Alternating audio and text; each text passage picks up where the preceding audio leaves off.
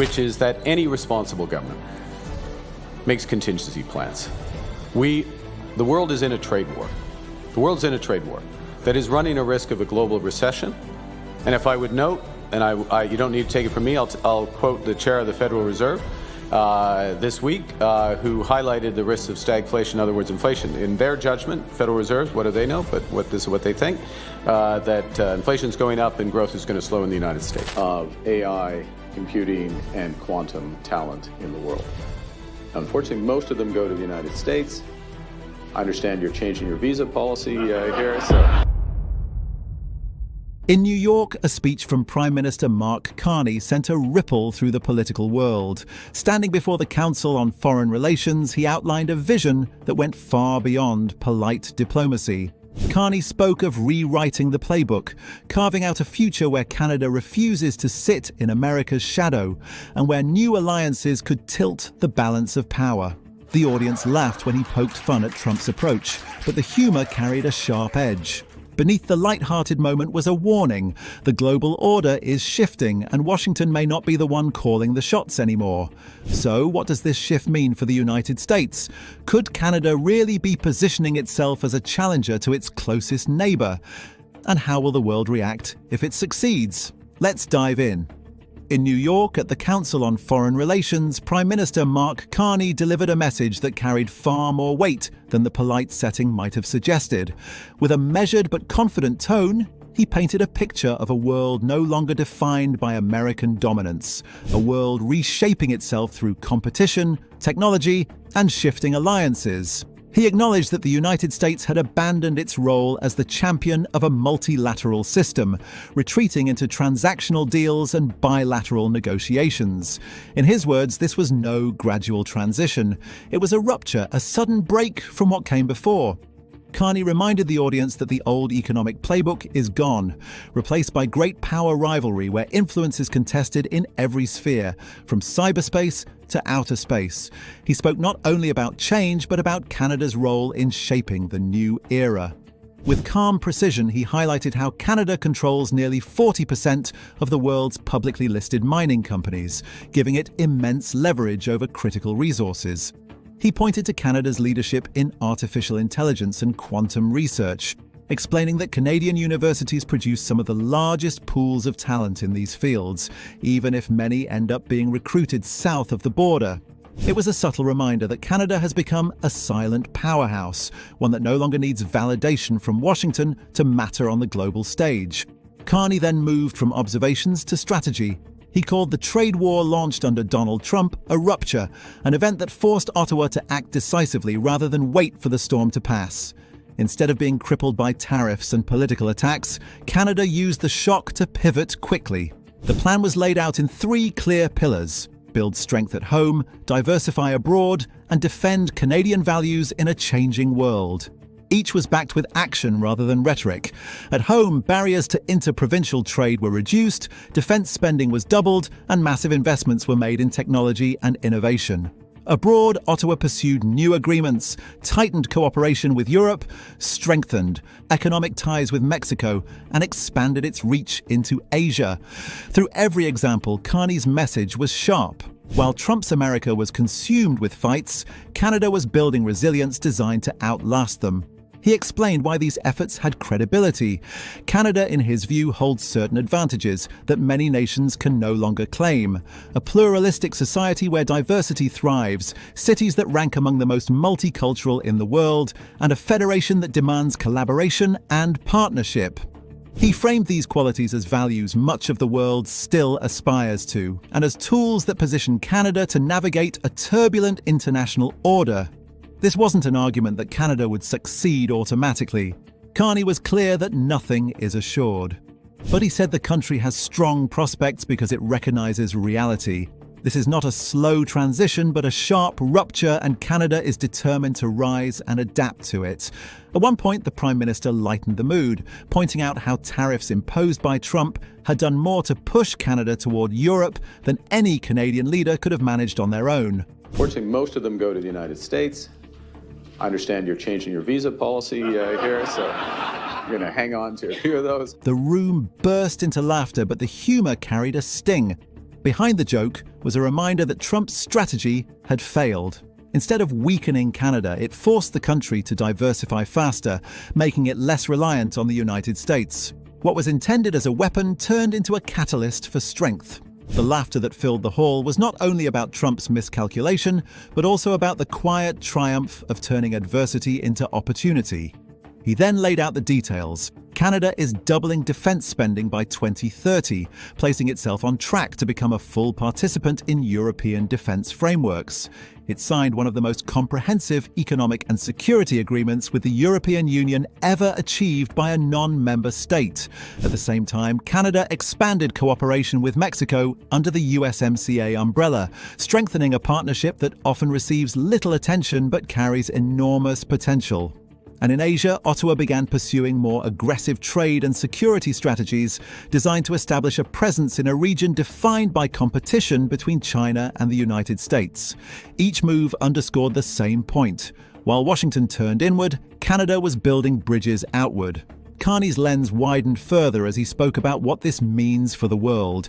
He warned that if the United States continues to retreat into nationalism and transactional policies, it risks being sidelined while others take the lead. Canada, by contrast, has committed itself to new alliances and coalitions. From supporting Ukraine with the highest per capita contributions among its allies, to deepening partnerships with Nordic and Baltic states to secure the Arctic and NATO's western flank, Canada has been stepping into roles often assumed by larger powers. These were not vague promises, but facts, delivered in front of an American audience, making the point unavoidable. Global power is moving, and Canada is part of that movement. Carney drove the argument home by showing how Ottawa is weaving its interests into global supply chains and climate efforts. With 40% of the world's mining companies under Canadian control, Ottawa has helped create buyers' clubs for critical minerals. He said Canada, as an energy superpower, intends to engage on this front as well, while making it clear that Washington could choose to do the same, but has not shown the same commitment. It was a diplomatic way of suggesting that America is leaving opportunities on the table while others move forward. Throughout the speech, Carney balanced data with tone. He never shouted or leaned into theatrics, but each point was sharpened by facts that were impossible to ignore. Canada is the largest contributor to Ukraine on a per capita basis. Canada is doubling defense spending. Canada is at the forefront of AI, quantum research, and critical minerals. Canada is signing deals with Europe, Mexico, and Asia that expand its influence far beyond North America. He didn't need to raise his voice because the evidence spoke for itself. What unfolded in that room was more than a policy discussion. It was a performance of confidence, humor, and strategy. He reminded the American audience that Trump's trade war did not weaken Canada, it strengthened it. He highlighted that while Washington retreats, Ottawa is forging ahead. He showed that Canada is no longer content to be viewed as a quiet neighbor, but as a nation charting its own course in a fragmented world. By the end of the speech, the message was unmistakable. Carney's words felt like more than policy. They played like a declaration. Canada was portrayed not as a quiet neighbor, but as a nation standing firm, unwilling to bend, determined to carve out its own destiny.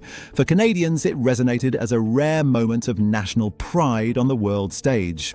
For Americans, especially those in Trump's camp, it carried the weight of a warning. And for the rest of the world, it marked the rise of a leader whose voice now echoes among the most influential figures of this era.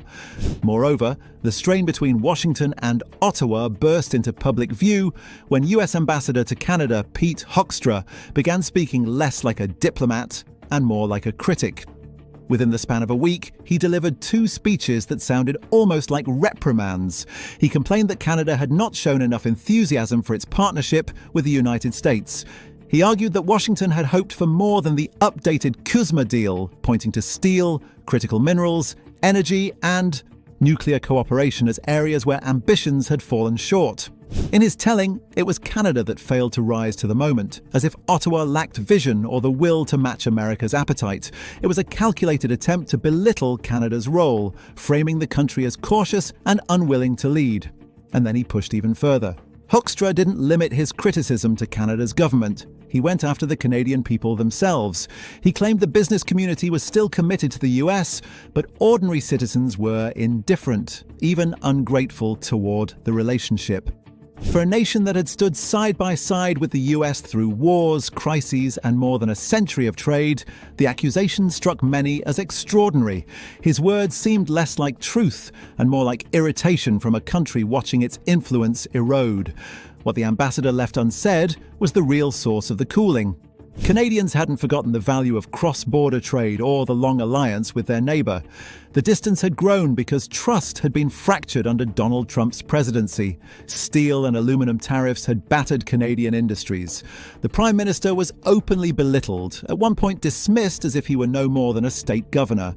A partnership once seen as solid and respectful was shaken by insults, trade wars, and a disregard for sovereignty.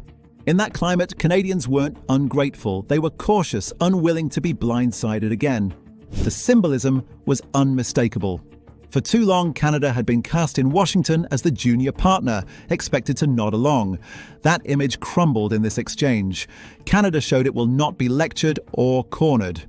Respect must flow both ways, or there will be no further agreements. For a country that endured years of instability, this stance restored trust in leadership. The ability to say no with confidence is sometimes the most powerful tool in diplomacy, and Carney wielded it without hesitation. Behind his words lay a broader strategy. Canada has diversified its trade ties, strengthening links with Mexico, building deeper partnerships in Europe, and seeking new opportunities in Asia. At the same time, it has invested heavily at home, expanding critical minerals production, building energy resilience, and bolstering agriculture.